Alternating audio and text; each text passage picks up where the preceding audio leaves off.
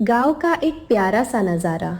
सुबह की सुनहरी धूप घर की छतों और आसपास के पेड़ों की पत्तियों पर चमक रही है। पक्षियों के चहचहाने की मधुर आवाज़ आ रही है। जहां कालो अपने परिवार के साथ, गुनिया चिड़िया अपने चिड़े गुड्डू और नन्हे टिंकू के साथ और एक पुरानी डाल पर दादी उल्लू अम्मा अपने पोते पिप्पू के साथ बैठी है। अरे दादी, ये कैसी आवाज है? और वो इंसान क्या कर रहा है? बेटा, ये इंसान पेड़ों को काट रहा है। वे इस बात से पूरी तरह बेखबर हैं कि ये पेड़ ही हमारा जीवन है। अगर ये पेड़ नहीं रहेंगे तो आने वाले कल में बाढ़, तूफान और न जाने कैसी कैसी आपदाएं हमें घेर लेंगी। प्रकृति का संतुलन बिगड़ जाएगा बेटा। दादी, मुझे बहुत डर लग रहा है। क्या हमारा पेड़ भी गिर जाएगा? अगर सारे पेड़ कट गए तो हम कहाँ रहेंगे? हिम्मत रखो बेटा, ऐसा कुछ नहीं होगा। सब ठीक हो जाएगा। तुम जाओ, बुढ़िया आंटी के घोंसले में जाकर खेलो। इसी तरह इंसान अपने घर बनाने के लिए एक एक करके पेड़ काटने लगे। वे उसी पुराने पेड़ के पास पहुंचे जहां उल्लू अम्मा का घोंसला था। नहीं, ये पेड़ मत काटो, यही तो हमारा घर है। पिप्पू डरकर हुट-हुट अम्मा से लिपट जाता है। ओह, देखो गुड्डू जी, दादी हुट-हुट का घर टूट रहा है। अगर इंसान ऐसे ही पेड़ काटते रहे तो अगली बारिश में बाढ़ आ जाएगी और शायद हम में से कोई भी सुरक्षित नहीं बचेगा। दादी, जल्दी, आप दोनों यहाँ आ जाइए। अब हम क्या करेंगे दादी? हम कहाँ रहेंगे? पता नहीं बेटा, अब तो बारिश का मौसम भी आने वाला है। पिप्पू बेटा, चिंता मत करो। आज से तुम और दादी हमारे घोंसले में रहोगे और इस बार की बारिश खत्म होते ही हम सब मिलकर तुम्हारा नया घर बनाएंगे। कुछ दिन यूं ही बीत गए। फिर एक दिन गांव के ऊपर काले घने बादल मंडराने लगे। तेज बिजली कड़कने लगी और देखते ही देखते मूसलाधार बारिश शुरू हो गई। दादी, बारिश इतनी तेज है कि पेड़ कांप रहे हैं। बेटा, अपनी आंखें बंद कर लो, शायद हमें अपना यह घोंसला छोड़ना होगा। मैं इन्हें और मजबूत कर लूंगी। मैं इस गांव के किसी भी पेड़ को नहीं छोड़ूंगी। मैं यहीं अपना घर बचाकर रहूंगी। गुनिया, गांव के सारे पेड़ कमजोर हो चुके हैं। ये तिनके और घास का घोंसला इस तूफान को नहीं झेल पाएगा। मेरी बात मानो, अभी भी वक्त है। तुम खाने का थोड़ा सामान रख लो और बच्चों को साथ ले जाने की तैयारी करो। मैं अभी कालो और चिन्नी को भी साथ चलने के लिए तैयार करके आती हूँ। उधर दूसरी ओर गांव के एक पुराने पेड़ पर कालो और चिन्नी का घोंसला बुरी तरह हिल रहा है। पानी की बूंदें अंदर टपक रही हैं। चिन्नी, बच्चों को संभालो। ये बारिश कोई साधारण बारिश नहीं है, ये तो किसी तूफान जैसी लग रही है। कालो जी, मैं इन्हें ढकने की पूरी कोशिश कर रही हूँ, पर हवा इतनी तेज है कि कंबल उड़ रहा है। देखो, घोंसला भी हिलने लगा है। माँ, पापा, मुझे बहुत ठंड लग रही है। क्या हमारा घर गिर जाएगा? नहीं बच्चों, डरो मत। मैं और माँ है ना तुम लोगों के साथ, कुछ नहीं होगा। कालो जी देखो, बारिश बहुत तेज हो गई है। बाढ़ कभी भी आ सकती है। मुझे बहुत डर लग रहा है कालो, बच्चे ठिठुर रहे हैं। हमें कुछ करना होगा, वरना ये घोंसला टूटकर गिर जाएगा और हम सीधे पानी में गिरेंगे। ये प्रकृति का कहर है चिन्नी। हम इंसानों की करतूतों का नतीजा झेल रहे हैं। वो कैसे कालो जी? सब इन इंसानों की गलती है। अपनी बड़ी बड़ी महल और कंक्रीट के घर बनाने के लिए इन्होंने पूरे जंगल काट दिए। पेड़ नहीं है, इसलिए ये बिना मौसम की बारिश और बाढ़ आ रही है। हमारा घर तो क्या, अब कोई भी पेड़ सुरक्षित नहीं है। तभी पड़ोसी घोंसले से हुट-हुट दादी वहां आ पहुंचे। उन्होंने कालो और चिन्नी की सारी बातें सुन ली थी। सही कहा कालो, इंसानों ने इस जगह को रहने लायक नहीं छोड़ा। लेकिन निराश मत हो, यहाँ से दूर पश्चिम में एक अछूता जंगल है। वहाँ अभी तक इंसान नहीं पहुँच पाए हैं। वह जंगल घना है और वहाँ हमें बारिश से बचने की जगह मिल जाएगी। तुम लोग वहाँ जाओ। लेकिन दादी, बच्चे बहुत छोटे हैं, ये सफर बहुत खतरनाक है। चिन्नी, हुट दादी बिल्कुल सही कह रही है। अगर हम यहाँ रुके तो हम नहीं बच पाएंगे। और दादी, आप भी हमारे साथ चलिए। आप इस टूटे हुए पेड़ पर अकेली नहीं रह सकती। हाँ कालो बेटा, मैं, मेरा पोता पिप्पू और गुड्डू का पूरा परिवार भी तुम्हारे साथ चलेंगे। जी दादी, आप हमारा सहारा है। हम सबको मिलकर जाना होगा। बच्चों, तैयार हो जाओ, हम सब मिलकर इस तूफान को पार करेंगे। दादी हुट हुट पिप्पू को साथ लेकर उड़ान भरती है। कालू और गुड्डू भी अपने अपने परिवार के साथ उनके पीछे पीछे तेज तूफान के बीच निकल पड़ते हैं। सफ़र करते करते सभी पक्षी गांव की आखिरी सीमा तक पहुंच गए। गांव में बाढ़ का भयावह मंजर था। हर तरफ पानी, जैसे कुदरत ने सब कुछ मिटाने की कसम खा ली हो। अरे कालू भैया, गुड्डू, देखो उस बेचारे पक्षी का घोंसला गिरने वाला है।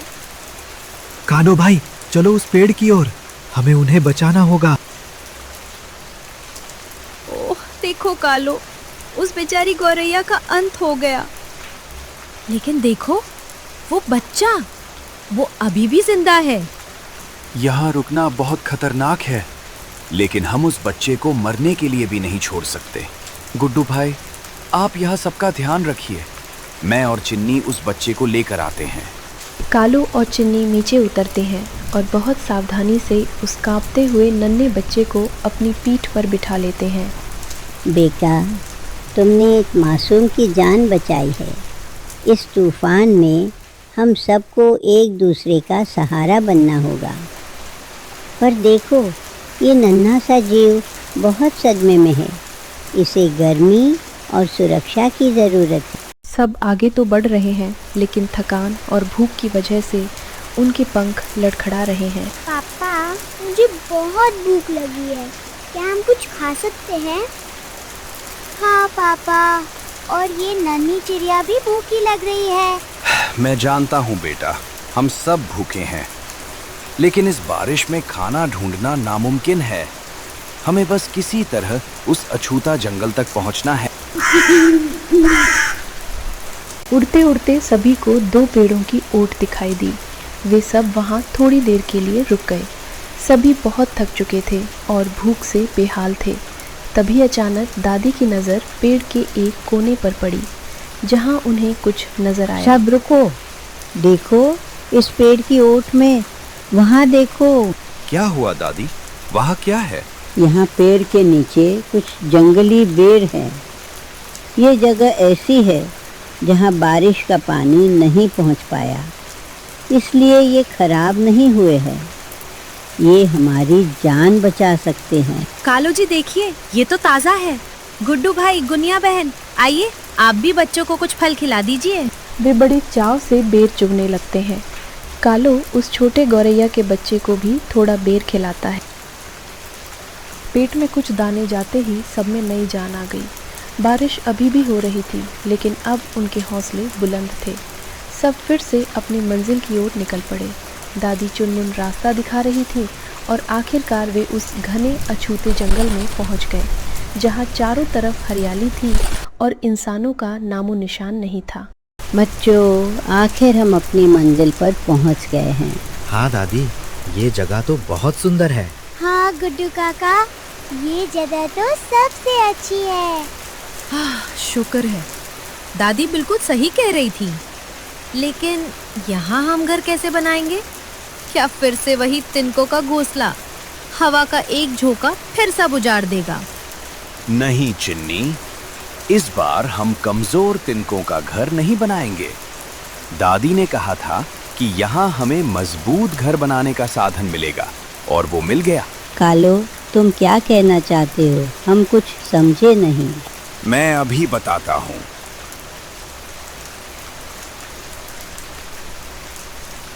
ये नारियल कितना कठोर और मजबूत है। न ये पानी में गलता है और न धूप में टूटता है। जैसे इंसान ईंटों के घर बनाते हैं, हम इस नारियल से अपना पक्का घर बनाएंगे। नहीं कालो भाई, मैं बरसों से तिनकों का घोंसला बनाती आई हूँ। हमें तो तिनकों का घोंसला ही बनाना है, वही सबसे गर्म और आरामदायक रहता है। ठीक है गुड्डू भाई, गुनिया बहन, जैसा आपको ठीक लगे। हाँ बेटा, जैसी तुम लोगों की इच्छा। लेकिन मैं और पिप्पू तो कालो के साथ मिलकर नारियल का घर ही बनाएंगे। गुड्डू का परिवार वहाँ से चला जाता है और बहुत तेज़ी से तिनकों का एक सुंदर लेकिन कमज़ोर घोंसला बनाने लगता है। वहीं दूसरी ओर कालो का परिवार नारियल का घर बनाने लगता है। बारिश धीमी हो गई है। सबने एक सुरक्षित पेड़ ढूंढा और काम शुरू कर दिया। कालो नारियल के खोल को ठोक ठोक कर साफ कर रहा है। चिन्नी सूखी घास बटोर रही है। बच्चे और छोटा गौरैया नन्हे पंखों से मदद कर रहे हैं। तभी गौरैया पक्षियों का एक छोटा सा परिवार उड़ता हुआ वहां आता है। रुको, तुम लोग कौन हो और ये छोटा बच्चा तुम्हारे पास क्या कर रहा है? क्या ये मुसीबत में है? शांत हो जाइए, ये बच्चा बिल्कुल सुरक्षित है। गांव की सीमा पर जब बाढ़ आई और इसका घोंसला टूट गया तो इसकी माँ इसे छोड़कर चली गई। हम इसे बस एक सुरक्षित ठिकाना देना चाहते थे। हाँ बच्चों, इन कौवों ने अपनी जान जोखिम में डालकर इस नन्हे बच्चे को मौत के मुंह से निकाला है। अब यह हमारे परिवार का हिस्सा है। ओह, आप लोगों ने तो बहुत नेक काम किया है। यह बच्चा तो हमारी ही बिरादरी का है। अगर आप इजाज़त दें तो हम इसे अपने साथ ले जाना चाहेंगे। हमारे झुंड में ये सुरक्षित रहेगा और अपनी भाषा और तौर तरीके सीख पाएगा।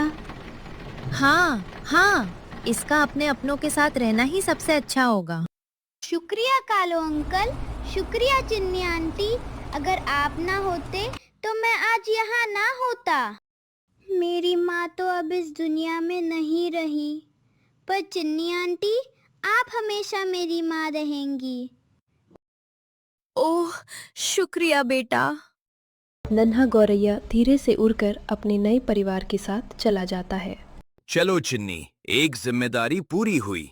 अब जल्दी से इस नारियल के घर को तैयार करते हैं। रात होने वाली है, इसे जल्द से जल्द पूरा करना होगा।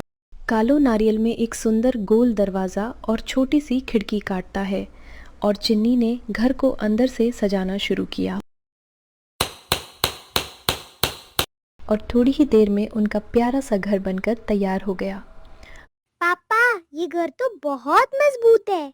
हाँ पापा, ये घर अंदर से बहुत गर्म भी है। सच में कालो जी, इस नारियल के घर में हमें अब किसी तूफान का डर नहीं है। हमारा परिवार अब सुरक्षित है। मेहनत और सही सोच से हर मुश्किल का हल निकल आता है चिन्नी। पर काश इंसान भी ये समझ पाते कि जंगल रहेंगे तभी हम सब सुरक्षित रहेंगे। सही कहा कालो, कुदरत का सम्मान करना ही सबसे बड़ी समझदारी है। पापा, कल हम दादी का घर देखने जाएंगे। उन्होंने हमें रास्ता दिखाया, हमें उनका घर भी देखना है। हाँ पापा, मैं भी जाऊंगी। मुझे भी देखना है कि दादी का घर कैसा बना है और वो अंदर से कैसा दिखता है। ठीक है बच्चों, कल सुबह हम सब सबसे पहले दादी के घर ही जाएंगे। पर अब बहुत रात हो गई है, चलो सो जाओ। बाहर बारिश फिर से शुरू हो गई थी, लेकिन अब किसी के मन में डर नहीं था। नारियल के उस मजबूत आशियाने में पूरा परिवार एक दूसरे से सटकर सुकून की नींद सो रहा था। वहीं दूसरी ओर गुड्डू और गुनिया का घोंसला तेज बारिश में डगमगाने भी लगा था। देखा गुनिया, हमें कालो की बात मान लेनी चाहिए थी। बस भगवान करे ये घोंसला किसी तरह सुबह तक टिका रहे। हाँ गुड्डू, तुम सही कह रहे हो। सुबह होते ही हम कालो और चिन्नी के पास चलेंगे और उनसे नया घर बनाने में मदद मांगेंगे। लेकिन पूरी रात मूसलाधार बारिश होती रही। सुबह होते होते गुड्डू और गुनिया का घोंसला पूरी तरह टूट चुका था। बेघर हुए दोनों सीधे कालो और चिन्नी के पास मदद मांगने पहुंच गए। कालो भैया, ओ कालो भैया। अरे गुड्डू भैया, क्या हुआ? कालो भैया, हमें माफ कर दीजिए। हमें आपकी बात मान लेनी चाहिए थी। कल रात आए तूफान में हमारा घोंसला टूट गया।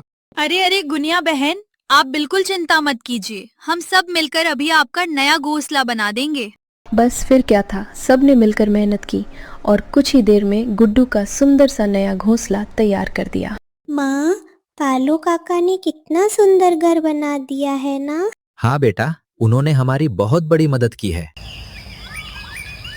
गुड्डू का घोंसला तैयार होने के बाद कालू और चिन्नी अपने पूरे परिवार के साथ दादी के घर की ओर चल पड़े। वाह पापा, दादी का घर तो बड़ा शानदार दिख रहा है। हाँ पापा, मुझे भी देखना था कि दादी का घर कैसा बना है। ये तो बहुत ही सुंदर और मजबूत है। अब दादी को तूफान से बिल्कुल डर नहीं लगेगा। हाँ बच्चों, ये हम सबकी मेहनत का नतीजा है। दादी ने हमें रास्ता दिखाया और हमने मिलकर उनके लिए ये नारियल का घर बनाया। बच्चों देखो, बुढ़ापे में तुम लोगों ने मुझे इतना मजबूत आशियाना दिया है। अब न बारिश का डर है और न ही धूप की चिंता। दादी, अब हम सब पड़ोसी हैं। अब हम हमेशा एक दूसरे का साथ देंगे और खुशी खुशी इस अछूते जंगल में रहेंगे। तो दोस्तों, कालू और उसके परिवार ने तो अपनी सूझबूझ से एक नया आशियाना बना लिया, लेकिन ये कहानी हमें याद दिलाती है कि हमें अपने जंगलों और पेड़ों को बचाना होगा, क्योंकि जब तक हरियाली है तब तक ही ये दुनिया खुशहाल है। ऐसे ही और वीडियोस देखने के लिए चैनल को सब्सक्राइब करें और वीडियोस को लाइक ज़रूर करें।